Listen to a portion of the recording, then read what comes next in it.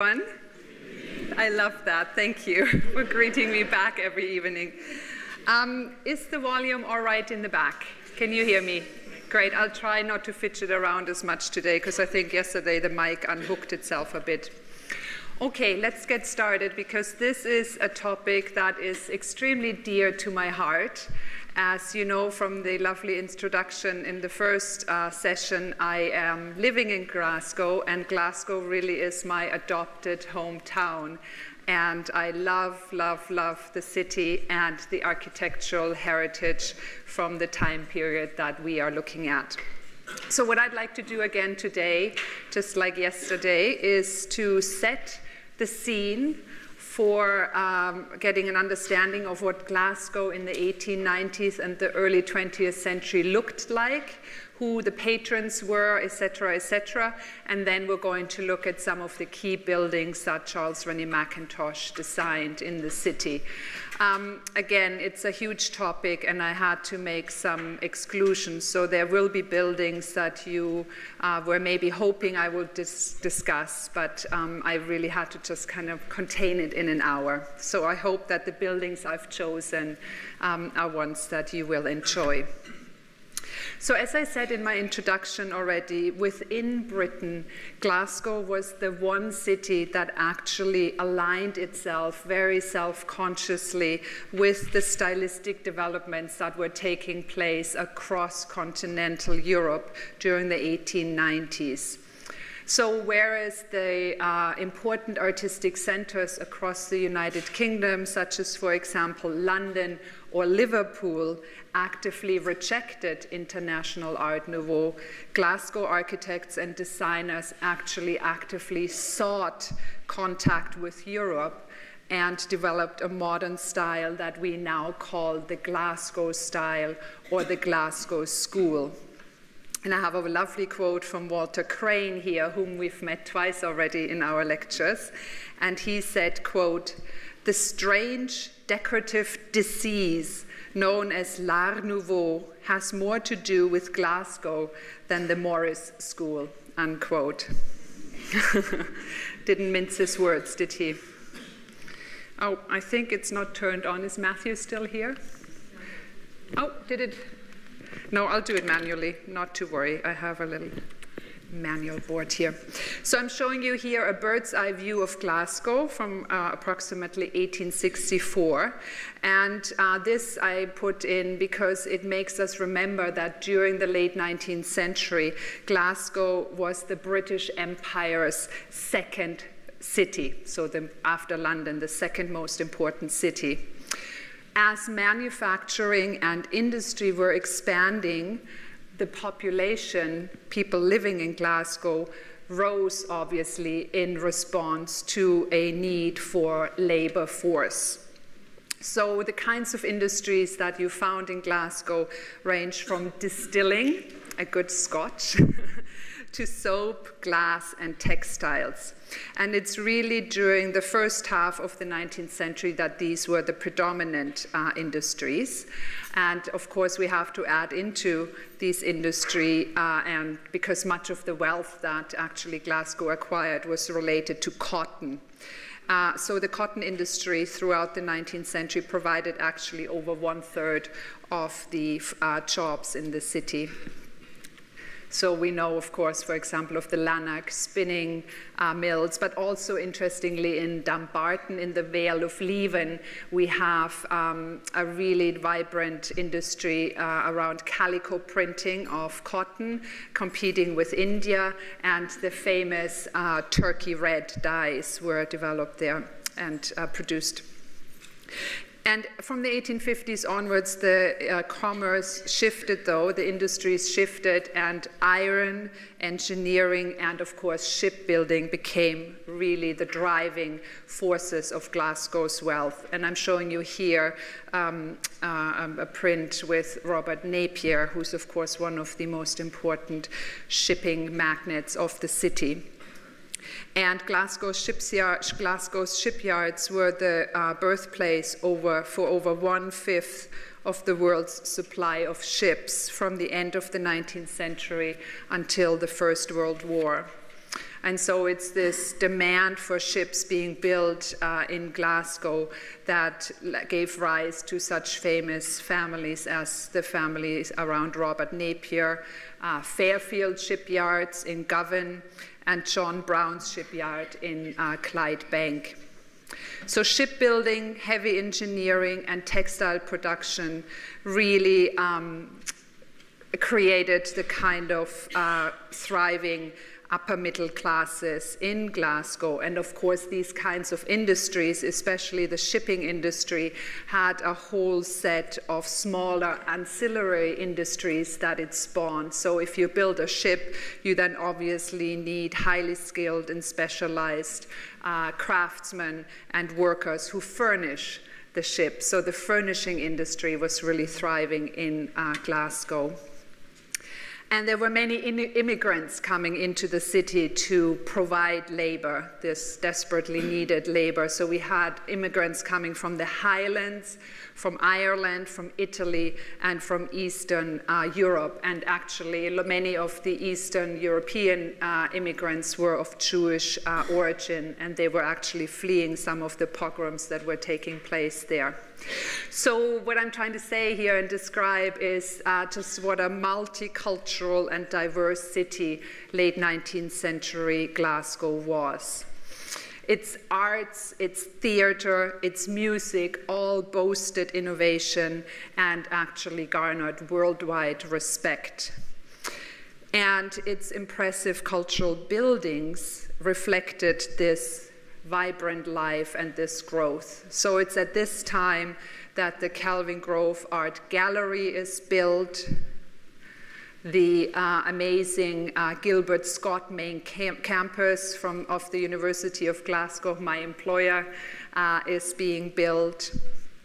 And a little bit later, Mitchell Library, an absolutely amazing public library that also holds a lot of archival material that I work with, also comes into being.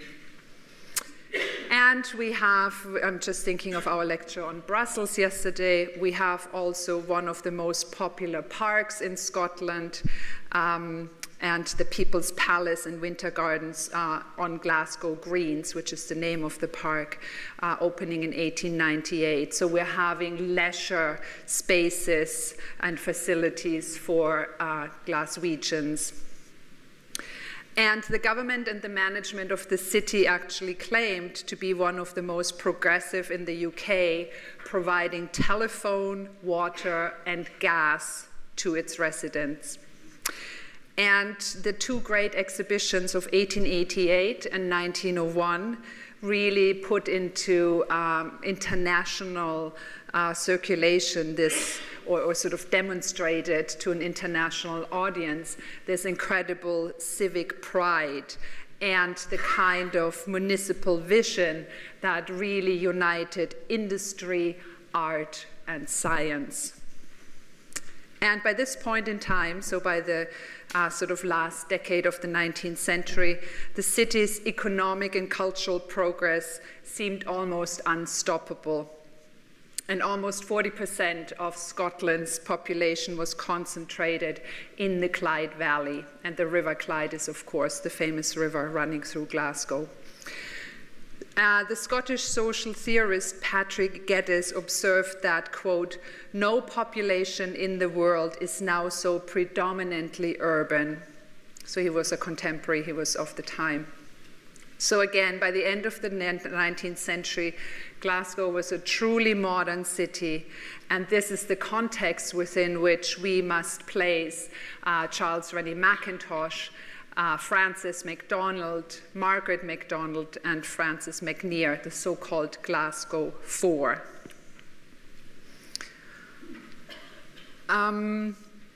Because they were the leading designers of the day who made an invaluable contribution to the emergence of this Glasgow style, this modern international Art Nouveau manifestation in Glasgow.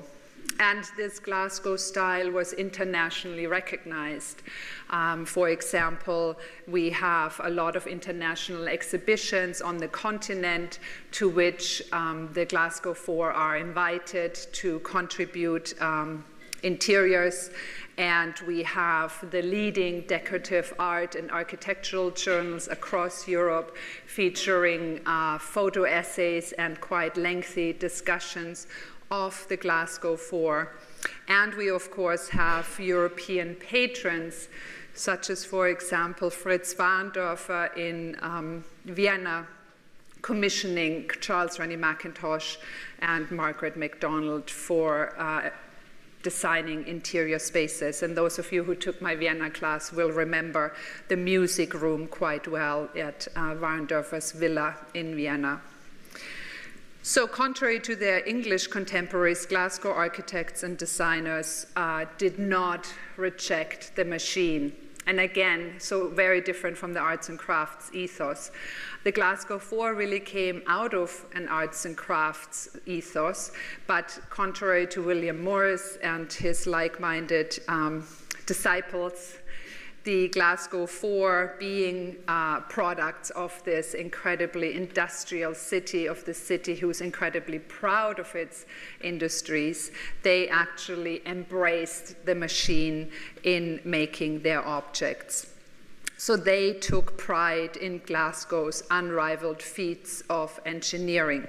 So the fourth bridge, for example, which was completed in 1889, was seen as a marvel and a thing of beauty, whilst William Morris considered it the, quote, supremest specimen of ugliness, unquote. And the Glasgow style appealed to and was supported by Glasgow's middle classes, the very industrial and mercantile classes who were these proud citizens of the empire's second city.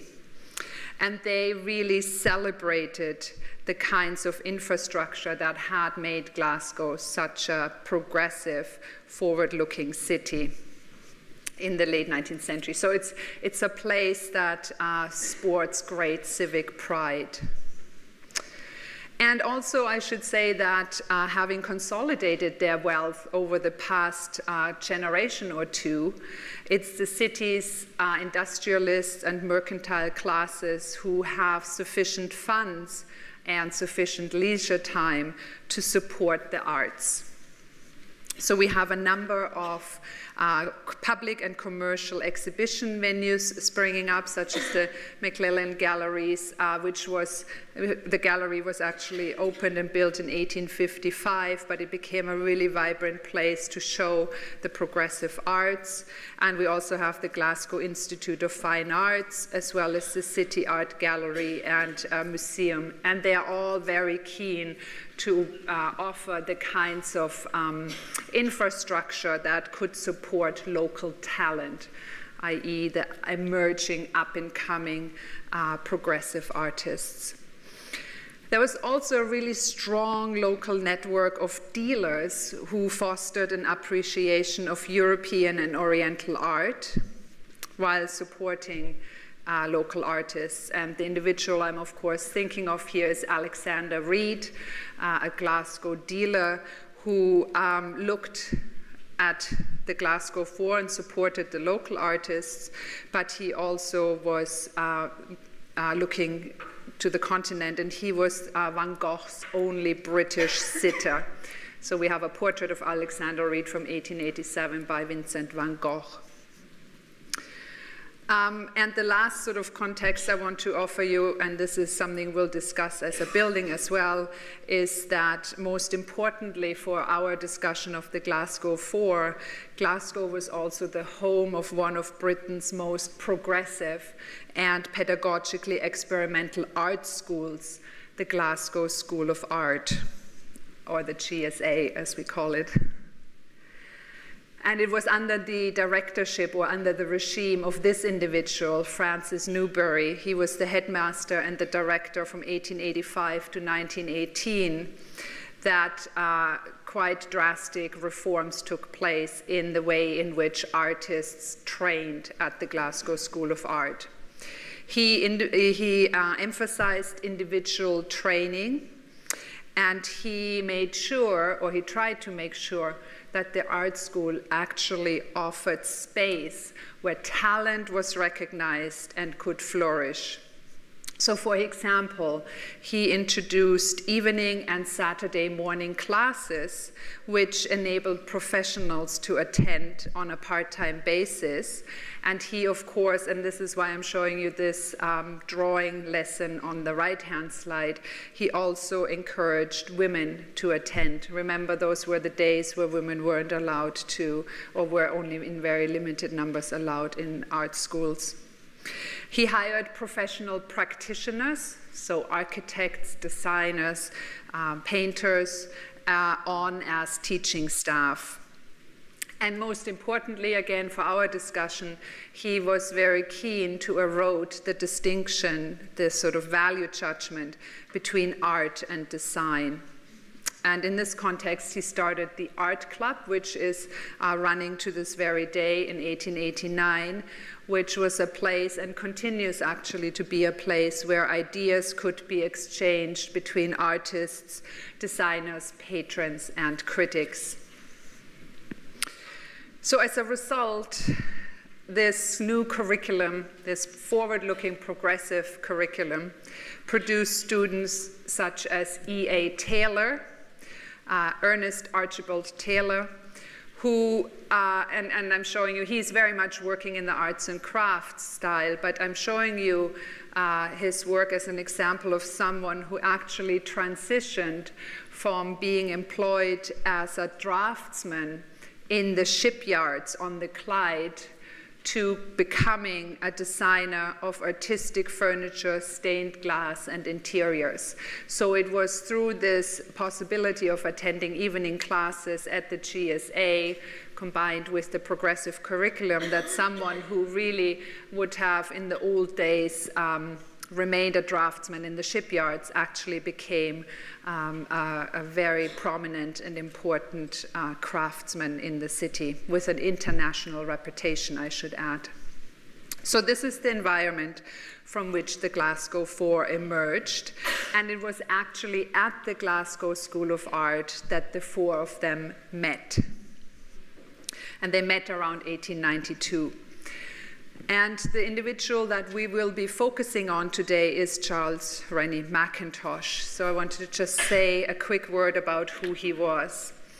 He's born in 1686 as the fourth of 11 children. His father was the superintendent of the City of Glasgow police, so he was very much born into a middle-class family. And it's around 1883, 1884 that Mackintosh, at the age of 15, began his training as an architect with the Glasgow office of John Hutchison. And this is a very typical route to take to become an architect in late 19th century Glasgow. You actually start a 5-year apprenticeship in an architectural practice, and the fees are usually paid by your family, or you have to find the money yourself. So in Charles Rennie Mackintosh's case, it was his father who paid the fees to Hutchison. And Hutchison was not an extraordinarily progressive architect. I'm showing you one of his designs here of a department store that he built. And, you know, of course, as happens so much these days, now it's housing Nike. And in 1889, roughly, we're not quite sure because the records are actually missing, Charles Rennie Mackintosh enrolled in the Glasgow School of Art to take evening classes in drawing, painting, and design. And he also did some architectural courses, and he enrolled in some courses on building construction.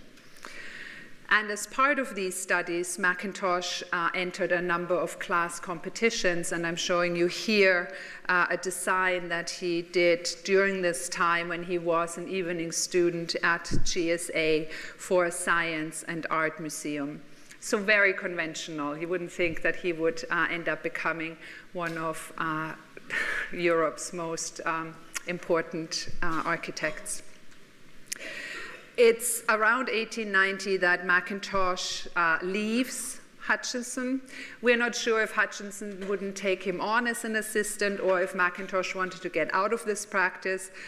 Be that as it may, he starts working as an assistant and draftsman with John Honeyman and Keppie. And he actually stays with them and works his way up to become a named partner of the firm in 1904. So some of you might have come across Honeyman, Keppie, and Mackintosh as the architectural firm that is responsible for so many of Glasgow's important buildings. In 1913, we have, of course, it's the year before the First World War, we have economic difficulties. There's not enough work for the practice, and Mackintosh resigns and attempts to open his own practice, but unfortunately without much success, and his life really starts to spiral downwards from there. But it's the time that he was with Honeyman and Keppie that we are looking at. And another quick point I wanted to make is that while he was working at Honeyman and Keppie, he met Herbert McNair, the individual on the right-hand side in this slide, and it became a lifelong, although fraught, friendship, because Mackintosh was an alcoholic essentially, so he fell out with a lot of his friends and colleagues. So it's at the Glasgow School of Art that he meets the fellow students that would form this group that we call the Glasgow Four, namely Frances and Margaret Mcdonald, the two sisters. Oh, and because this thing isn't working, I don't have a pointer. Let me just see if I can find where it turns on. So you can see Frances Mcdonald on the left-hand side. You can see Charles Rennie Mackintosh in the center in this photograph with the dapper tied scarf. And then you've got McNair next to him. And they became known, this group, we call them now the Glasgow Four, but they actually became known as the Immortals. And they started to work together. They were still going to evening classes at the art school, and this is the kinds of work that they produced. So they published a sort of student art journal called The Magazine, and you can see that these watercolors on the left-hand side by Frances Mcdonald and on the right-hand side by Charles Rennie Mackintosh were very much influenced by Belgian symbolism, for example, or by symbolism in general, the kinds of work we looked at, for example, yesterday with Levin. And here is some of the collaborative some of the collaborative work that they continued to do throughout the 1890s, these repoussé panels by Margaret Mcdonald. Do you think you could turn this on for me, please? Sorry about that. Oh, there it is. Okay. Duh. I looked everywhere but there. So these wonderful panels, repoussé is basically this technique of hammering often tin or copper to get this wonderfully animated material and surface. And you can see here the famous stylized Glasgow rose. And then we have a poster for an exhibition at the aforementioned Institute of Fine Arts that was produced by Frances Mcdonald and Margaret Mcdonald, as well as McNair. So this becomes a very tight group, not just of collaborators and fellow artists, but they also marry one another. So Margaret Mcdonald marries Charles Rennie Mackintosh, and her sister Frances marries McNair. Margaret and Charles Rennie Mackintosh marry in 1900, and her sister and McNair married the previous year. Now, this kind of work did not receive a particularly positive reception in Glasgow, and before long, this group, the Immortals, were known as either the Spook School or the Ghoul, is that how you pronounce it? G-H-O-U-L, the Ghoul School, because of this distorted form that they experimented with. But let's now take a look at one of their first and early commissions for an interior. And this is the Glasgow Four were very closely aligned or affiliated with a particular patron throughout the 1890s, and that was Catherine Cranston, whom you see up here. And she was an amazing middle-class entrepreneur. She was a supporter of the temperance movement because Glasgow had, and continues, I would say, to this day, a bit of an issue with alcohol. So the temperance movement tried to steer workers and individuals and also middle-class patrons away from drinking in the pub and instead come to a tea room and drink non-alcoholic drinks and play billiard and pool there. So that's the temperance movement. And the Glasgow Four designed Miss Cranston's first tea room in Buchanan Street in 1897.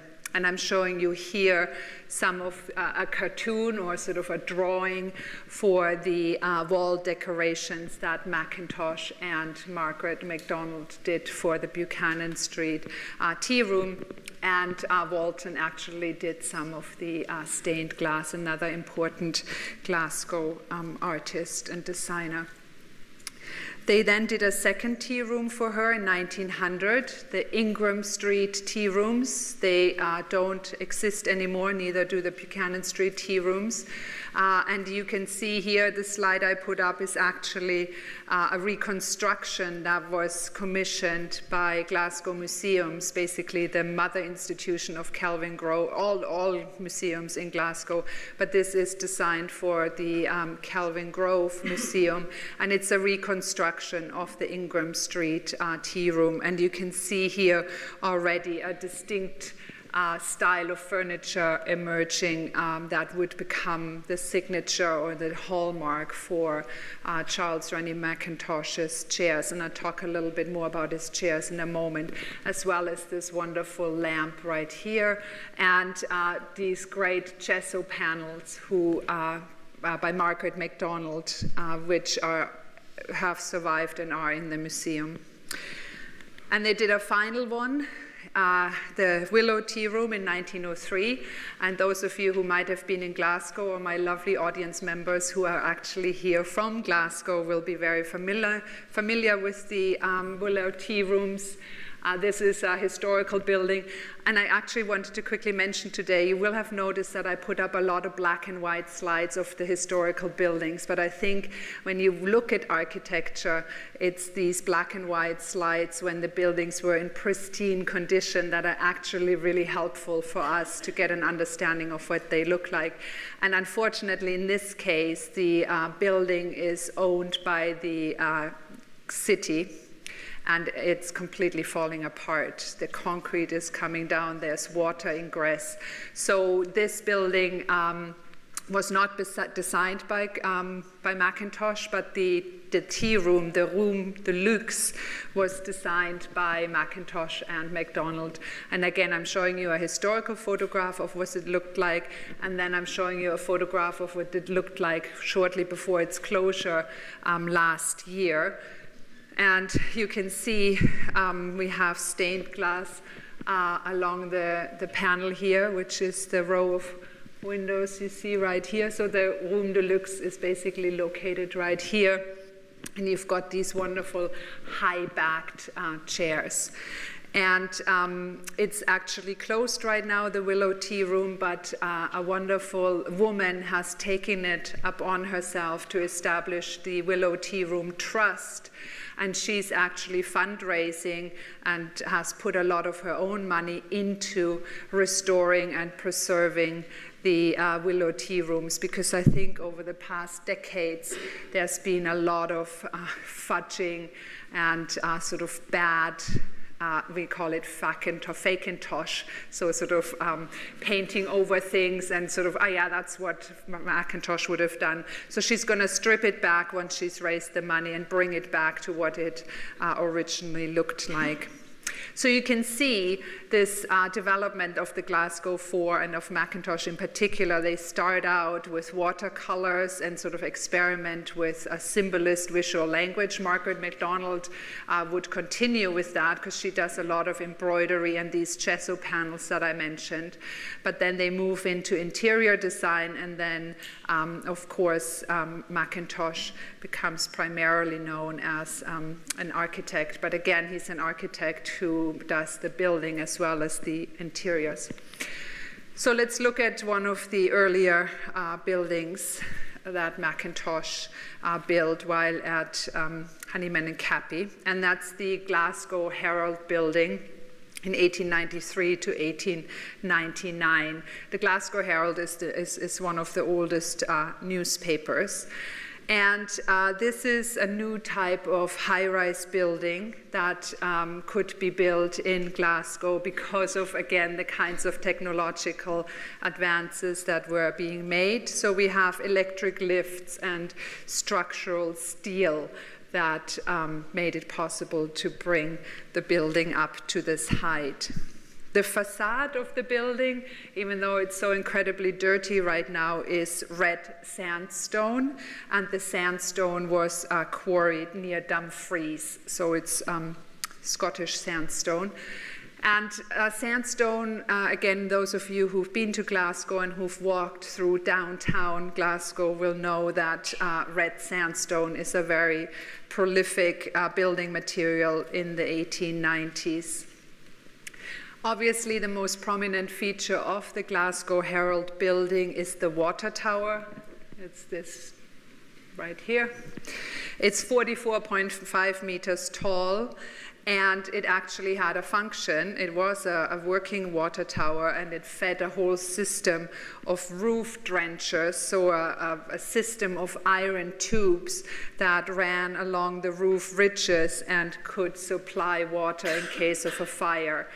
Because in the actually all throughout the 19th century, Glasgow was notorious for fires. There were a lot of fires in Glasgow. And actually, I've lived there for 7 years now, and I would say it's still, compared to other cities I've lived in, there's an exceptional number of fires in Glasgow.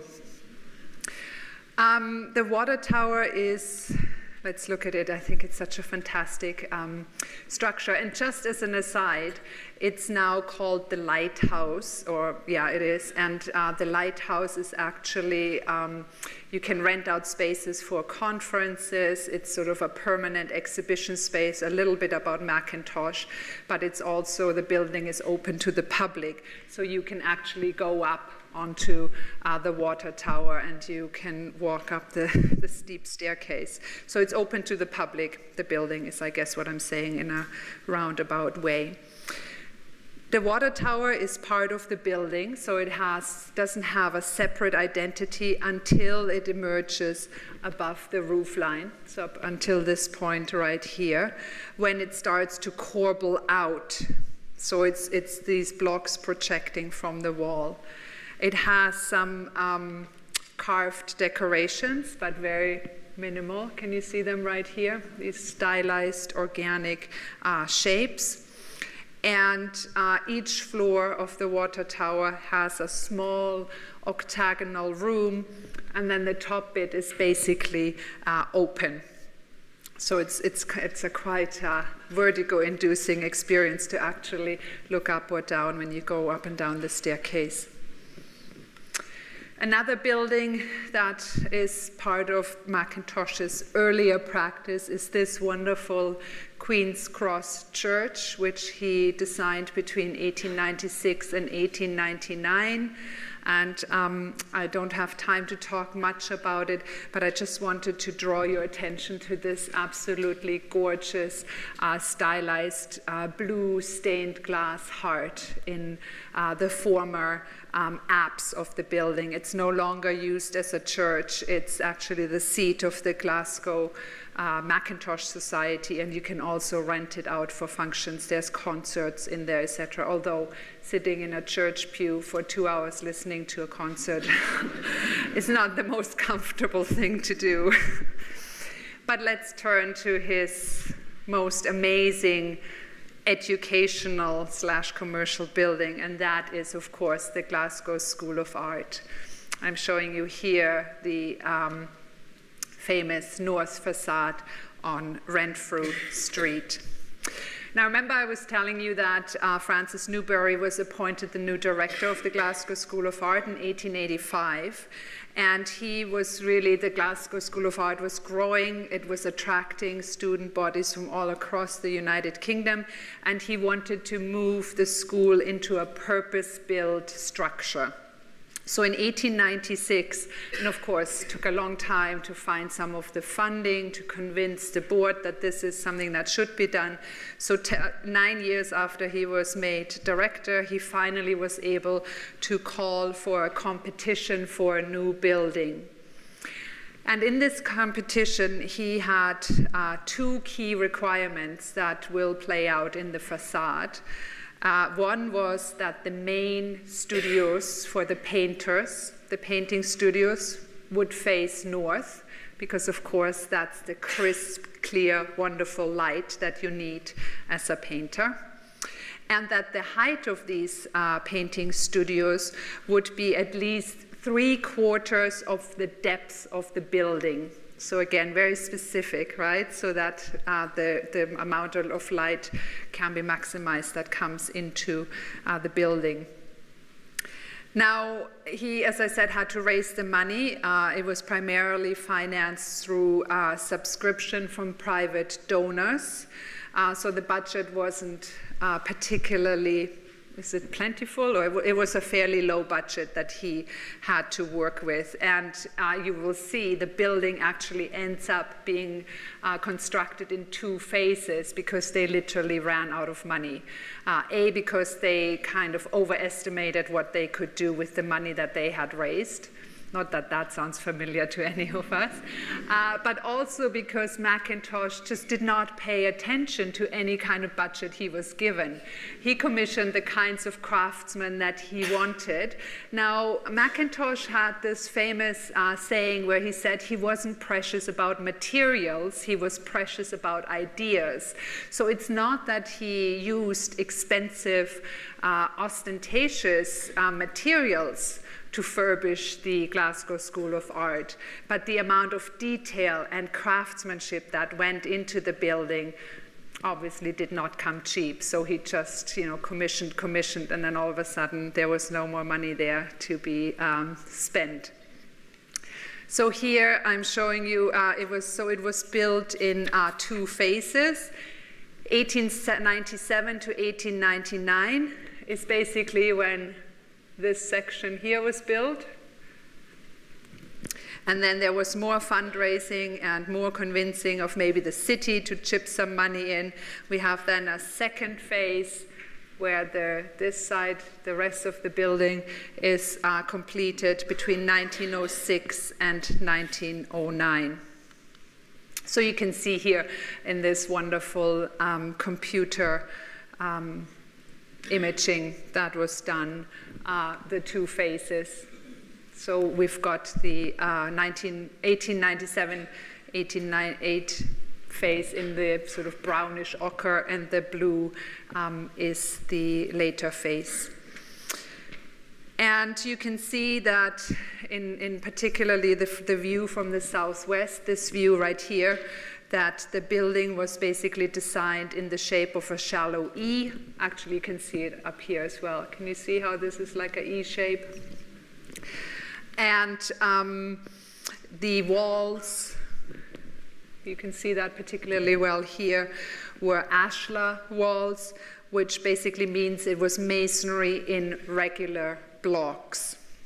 So again, this is a photograph that shows the first phase. This is, again, a historical photograph of the first phase. And here's the east elevation. So it's this bit right here that's not in the photograph that you can see right here.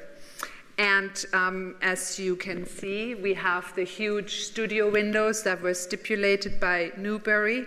They are square-headed, but without any mullions. And you can see these iron brackets right here, and I'll show you a detail. They're right here. They had no function. but they were purely decorative. And we have over the main entrance, I'm not sure. Yeah, you can see the main entrance right here. We have this wonderful architrave of two maidens flanking a rose tree. And again, it's the Glasgow rose, the sort of iconic symbol of the Glasgow Four, or the Glasgow style, really. And I think these maidens, these fluid forms, the long hair or veils, whatever it is, these enigmatic figures, harken back to the kinds of Belgian symbolism, for example, that we looked at yesterday. So let's look now at some slides of what the interior looks like. So here's then the second phase. So this is the library wing. This is the southwest. So this is... just show you, it's on this side here we're looking at now. So that's the second phase, and that's when the library went up. And I'm showing you a historical photograph because a famous photographer, Annan, photographed the building just as this was being completed. And this is the facade more recently. Here's the wonderful, so this facade with these amazing double-story windows, very sort of cathedral-like windows, held this beautiful Japanese-inspired space of the library. I would like to draw your attention to these chandeliers. It's often been said that they look like skyscrapers. The woodwork is actually Scott pine, so it's very run-of-the-mill, cheap pine, but that's, of course, then been stained. And here you can see this gallery, and the image, the photograph over here is actually taken down from the gallery. You can see the bookcases, as well as the custom-designed furniture. So it's been said that this is actually a Japanese-inspired interior, and I don't know if Suzanne is here, but I hope you agree with that. Yes. Just in terms of the color scheme, in terms of the proportions, in terms of these wonderful wooden pillars, it's a very when you're in the room, it really allows you to breathe. It's a very liberating, clean-lined, wonderful space. I'm now going to show you a series of black and white photographs because A, as I said, they really show the pristine nature of what the building looked like, and B, as I will talk about in a moment, the school actually burned, not to the ground, but there was a very serious fire in 2014, so a lot of the spaces we're looking at have actually been destroyed, and amongst them the library. So here's the boardroom from circa 1910. Remember, the second phase completed in 1909. Again, a boardroom, right? This is where the members of the board running the school, making the important decisions financially and otherwise are gathering. So it's dark paneling. It's quite masculine, and Mackintosh designed the furniture. And it's lovely how this echoes actually the paneling of the lead glass walls.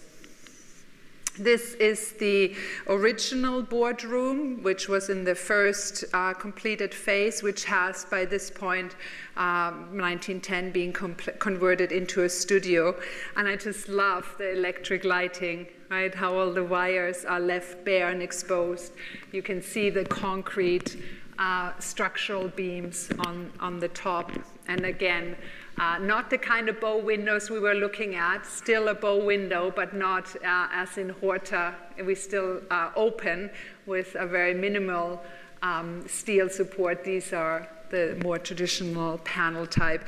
And again, look at the wonderful inglenook kind of fireplace here with the stylized Glasgow heart. Since we're talking about an architect, I wanted to show you the architecture studio. Again, very functional, very sort of non-distracting, get to work and have good lighting while you work. Here is the incredibly uncomfortable lecture hall. It looks very cozy and very lovely with the paneling, but boy, if you sit in there to listen to a lecture, it's really hardwood, very strange proportions. And here is this wonderful so-called Hen Run, and you can see it at the top here, just right here, so it goes basically this way. We don't have a photograph, so this is the glass bit right here. And it was called the Hen Run because there was a set of studios on one side, and the toilets for the girls or the ladies, the women, was on the other side. So you had these women who quickly had to duck out to go to the bathroom, running across this corridor. So that's why it's called the Hen Run. And this is what the Hen Run looked like right after the fire. So completely destroyed. So here is the library. This is what the library looked like after the fire. Here is a news photograph from the news coverage of the fire. Now, it's absolutely tragic that the fire happened. It's tragic that the kind of provisions that were in the art school did not offer sufficient, so the fire hoses, etc., the sprinkler system did not work sufficiently enough to prevent some of the horrendous damage. But the firefighters in Glasgow were heroic and saved as much of the building as they could. And I also wanted to say that one of the beauties of this space is that it has always been a working art school. It's not a museum. And one of the things that attracts people to the Glasgow School of Art is this very fact. It's not like a sarcophagus, a dead space. It's always full of students. And so the fire was actually started a day before the degree show was to go up, and a projector had a short circuit and lit up some sort of foam. So it was a student who actually started the fire, which on the one hand, can you imagine being that student? That would be just so horrendous. But on the other hand, I think it is just part of the life of the building that it was a working art school and not a mausoleum. The good that has come out of this is that the Glasgow School of Art has absolutely jumped into action in being committed to restoring the spaces, particularly the library, which is such a beloved space to so many of us living in Glasgow, and of course to so many visitors. So they actually hired archaeologists to excavate the space when it looked like this, and to catalog every little bits and pieces that they could find of the lamps, for example. So the lamps have been reconstructed, mostly from all of the little pieces that could be saved. And then there were, of course, some new materials that had to be added in. So it is going to come back. It's not going to be authentic or original, but it is going to be the same kind of space, because of course for a while there was a discussion, this being an art school, there was a real strong faction who wanted a new purpose-built building, not a throwback to the 19th century, but luckily that voice did not get too much traction. And the other good thing that came out of the fire, if there is anything that can be said to be good, is that the individuals, the architects working on this reconstruction have acquired so much knowledge about the actual way in which the Glasgow School of Art was built. So, for example, those wooden pillars in the library were always thought to be that, but there's actually they're hollow, and they just have a concrete and metal structure inside. So through this fire, we have learned a lot about Mackintosh's actual building process and the craftsmanship. So not all is lost. So this is what it looks like right now. Good news is it's watertight. The roof has been put on. And the irony, of course, is that it burned down the very year that the building, the new purpose-built building, literally across the street from it, had opened. And that's Stephen Hall, the New York architect, the Reed building. Because, of course, the Glasgow School of Art is sort of growing and growing, so they needed new space. So this flashy new building went up, and then the minute that building was opened, 2 weeks later, the old one burns down. Yeah, I mean, okay, let's finish our lecture today by talking about one of his, in my opinion, most beautiful and successful domestic commission, and that is the Hill House. The Hill House is not in Glasgow proper. It's in a place called Helensburgh, which is roughly 37 kilometers west of Glasgow. It's a very affluent place. It's an affluent commuter town. It was a commuter town then, and it is a commuter town now. It was connected to the railway in 1857. And also being west of Glasgow, of course, in the late 19th century, it was the place where the coal smoke would not go. The coal smoke would blow east towards Edinburgh, and you know there's a big rivalry between the two cities, so all the dirt went east. And on the west you had the clean air, you had the view over the Firth of Clyde, and a lot of the wealthy industrialists and merchants, etc., had their homes in Helensburgh rather than the sort of smoky Glasgow. This particular home was built, it was a large detached family home. It was built for Walter Blackie, who is a really important and renowned publisher in late 19th century Glasgow, and he worked with many arts and crafts illustrators. So he worked very closely, for example, with Jessie M. King. Some of you might have come across her as a really important book illustrator.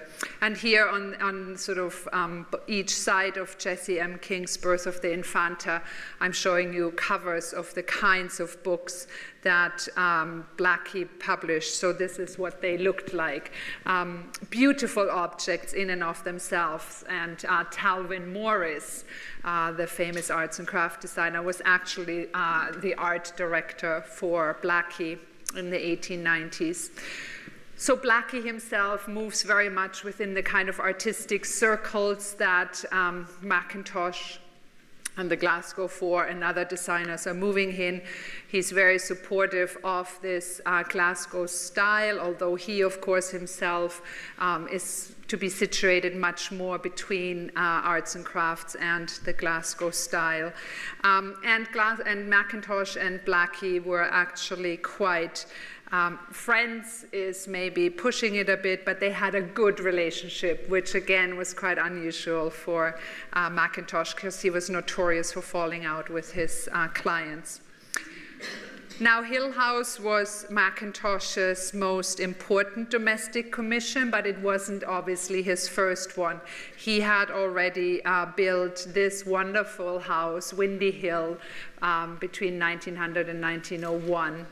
And the house was recently up for sale. I don't know if it's sold, but it's owned by a wonderful individual who actually furbished it in Mackintosh-style furniture. So the Hill House is not his first domestic commission, and it's now a National Trust property, so it's open to the public. Maybe we won't look at this. Let's look at this while we talk about this. Now, Blackie was impressed by Mackintosh's Glasgow School of Art, and he approached Mackintosh to design a family home for him, and they both wanted to build a house that was different from other houses in the vicinity. And when Mackintosh handed the house over to Blackie in 1904, he said the following, which is a lovely quote. He said, "Here is the house. It is not an Italian villa, an English mansion house, a Swiss chalet, or a Scotch castle. It is a dwelling house, unquote. So it's a home. It's a dwelling. The house is built out of snagged rubble. So basically a strong masonry wall that's built from different sized stones. And I'm showing you here a slide of the construction site, the building site. And it has, very typical for our region, a slate roof. It echoes the kind of, it echoes Scottish vernacular architecture, so the kind of baronial houses. I think you can see, for example, here how some of the proportions and the towers are really echoing this Scotch baronial style, going from the 14th century to really the 17th century. Here is actually, and it's quite an imposing large house, but here is actually the entrance, which I think is a very humble but very solid entrance. And the doorway is covered by this very dominant or strong lintel right here. This is the main front, the main elevation in architecture speech, and it overlooks a wonderful garden. And you can see here, I think, in this photograph that there was an extraordinary variety of windows in terms of sizes and shapes, and how also some of the windows are pushed forward and others are recessed. So, but importantly, there's no window sills anywhere to be found. So I would say this is a very carefully arranged asymmetry. So it's supposed to look quite accidental and asymmetrical, but it's of course very, very carefully thought out. There's nothing accidental about this elevation. It's a quite austere house because of course the stonework was then rendered with pebble plaster made from cement, gravel, and lime. So it's this very typical Scottish exterior, and it's caused a lot of problems actually because water is coming into the building.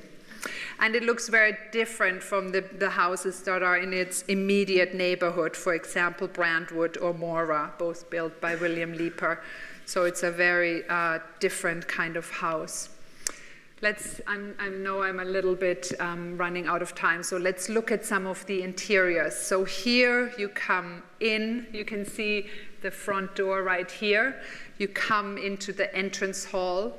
Again, these wonderful Japanese, reminiscent of Japanese interiors in terms of the color scheme. As you can see, the dark wood, the dark stained wood, but also in terms of the proportions and the spacing. And of course, the ceiling is very reminiscent of Japanese traditional architecture. Here is the wonderful sitting room, which again features a gesso panel by Margaret Mcdonald, and every piece of furniture in here is custom designed. And here you have this wonderful bay window which overlooks the garden, and the hot water pipes into the kitchen actually run under this settee. So when you sit there on a cold evening, you will be nice and cozy. So it's a modern house in many ways. Here's the dining room, and this is the one room that Mackintosh was not happy with because the Blackies, as progressive as they were, they came with the sort of furniture that they had inherited and the kind of china that they had inherited. So he had to make some sort of concessions in the dining room. So these are definitely not Mackintosh pieces of furniture. But I wanted to show you the dining room because of the wonderful light fixture designed by Mackintosh, as well as the kind of honing in of the historicist style by this rhythmic paneling that he put in. And lastly, this is Blackie right here. So this is a portrait of the patron. And here's the famous bedroom with, again, completely different from the entrance in the hallway with this wonderful, clean, crisp, white color palette. We've got 2 textiles by Margaret Mcdonald right here, and we have these famous dressers here, again with opaque glass in these pink tones and in these stylish